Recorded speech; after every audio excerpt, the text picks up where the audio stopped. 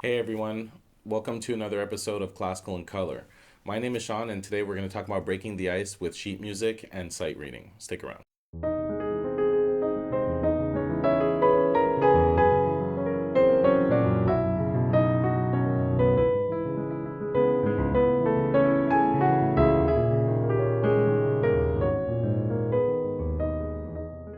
If you're just starting out and you're self taught, you might be turning to a lot of YouTube tutorial videos where the creator will teach you your favorite song by visual examples. Usually, they'll walk through a piece very slowly, filming their hands in the process, and basically the viewers can follow along at their own pace and learn the song. This will get you to where you want to go, but let me tell you, it's very temporary. I think tutorial videos, it's a great way to get people into piano. It's a great way to maybe break the ice with the instrument. It does give people a sense of, hey, I can learn this song if I listen to this video 100 times. It's definitely not the worst approach, but I'm going to explain to you that it's definitely far from being the best one. Believe me, I learned my first pieces pretty much exclusively from tutorial videos as well.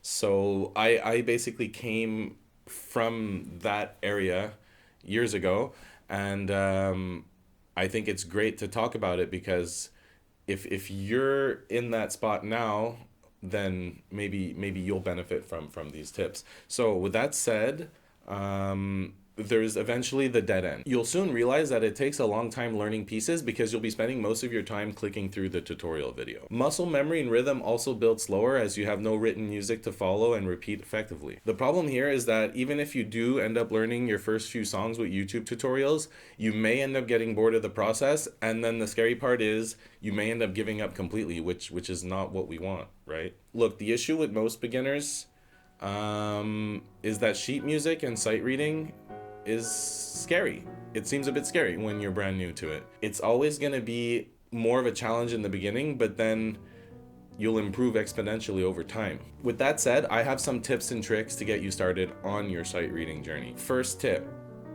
just break the ice, and trust me, you'll be grateful in the future.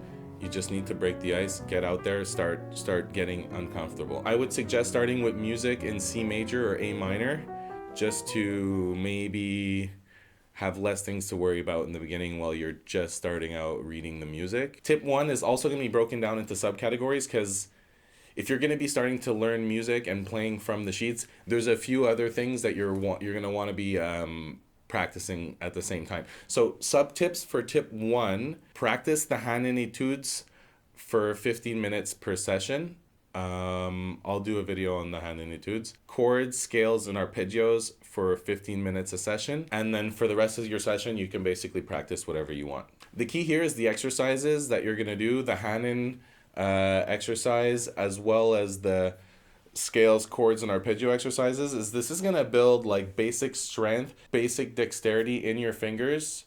That's going to eventually get corrected later on, that you'll see in a tip further down. I do recommend some lessons. So this will build just some basic strength in your fingers and some dexterity until you can get that corrected from a teacher later, and I'll explain why. It's all going to make sense. Tip number two: download the Music Tutor app. It's a sight reading game that you can download on your phone or on any device, and you can play while you're out and about. It's basically like flashcards. You can set treble clef, bass clef. It'll show you notes. You can basically have a timer. It calculates your points, and you need to find the notes. It tells you when you get a right one and a wrong one.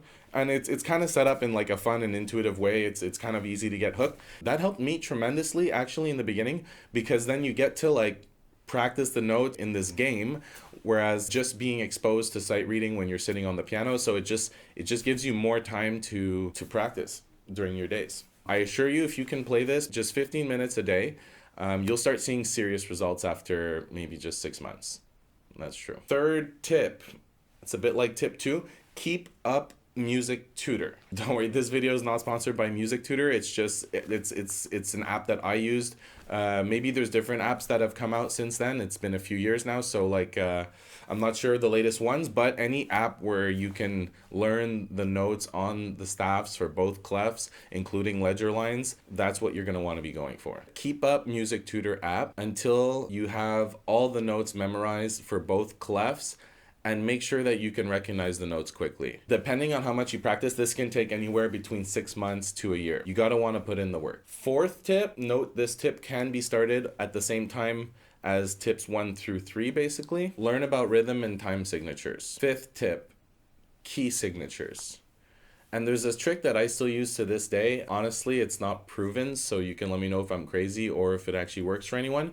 But when you're playing different types of music, if you're switching from score to score and the key signature changes, and as you're playing you'll slip up because of the sharps or the flats that changed and your brain hasn't adjusted super quick.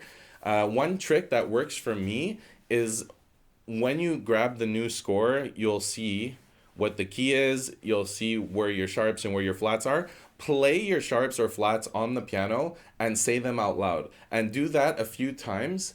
Honestly, that practice has worked wonders for me. Flipping through pieces, basically putting that into work, you'll slip up a lot less in your first when you're running through the piece for the first few times.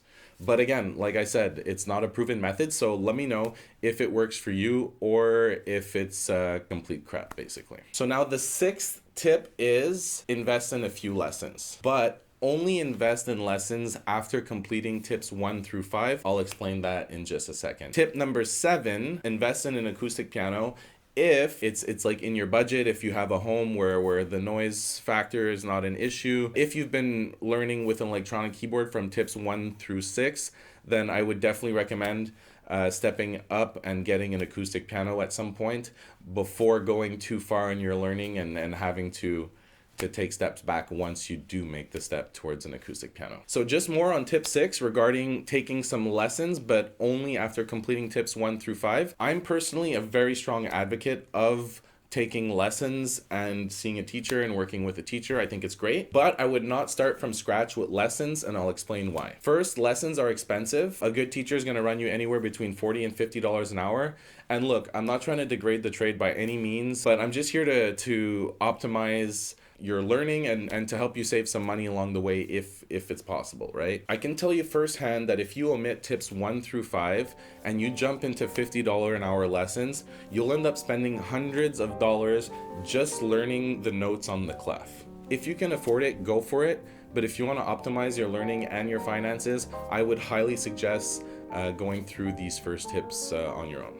That way, when you finally meet with the teacher, you'll get the most out of your lesson because you'll be able to take commands and follow along with the music. This will also make the teacher likely focus more on your technique and fixing your hands, which is what you actually want to be paying for at this stage. These are the things that you can't learn from an app or a YouTube channel. And if you've been working on Music Tutor for 6 months to a year, learning the notes while kind of doing practice sessions on your own at home, learning your favorite song and isolating Hanon and some chord exercises for 15 minutes each, then you should arrive into these piano lessons with some sort of basics. And then the teacher's gonna zoom in right away on the technique, zoom in on fixing your hands, and you're gonna basically save all that money that you would have wasted if you would have taken your first lessons from scratch where you could not identify middle C on a treble clef. So with that said, if you can get through tips 1 to 5, get a couple lessons under your belt, this might be the best approach in my opinion. And then go back to working on your own and let the teachings grow on you over time. There's no need to subscribe for a weekly lesson. We all have busy lives. As an adult, you might have like kids, you might have like all kinds of things to do. It might not be viable for you to subscribe to a weekly lesson. But if you just get these few lessons under your belt, if you go maybe once every 2 weeks or once a month for 6 months, that already at this stage will help you tremendously versus continuing your self-taught path. Now, unfortunately, there's still a Pacific Ocean's worth of music theory and technique to learn before becoming a well-rounded musician. But these 6 or 7 tips will definitely allow you to play virtually anything, even difficult pieces. Always remember that music is a journey of a lifetime, and the purpose here is to get that journey started. If you make it through these 7 steps, you'll look back after 3, 4, 5 years. You'll be absolutely stunned with the results. You'll reap the reward, and the saga will continue. From here, you just need to practice smart and ensure consistent progress. Here's 3 more tips to keep you going. Tip 1, play music that you can learn perfectly in a couple weeks to a month with sheet music. Tip 2, Switch pieces often. Tip 3, keep a difficult piece in the mix even if you can't play it perfectly. Now, this last statement about trying to play complex music might be a bit controversial. For example, no teacher would ever recommend a Chopin ballad for any beginner or intermediate student. But hear me out. By keeping a difficult piece in the mix, you're forcing yourself out of your comfort zone. For weeks, nothing will fruit.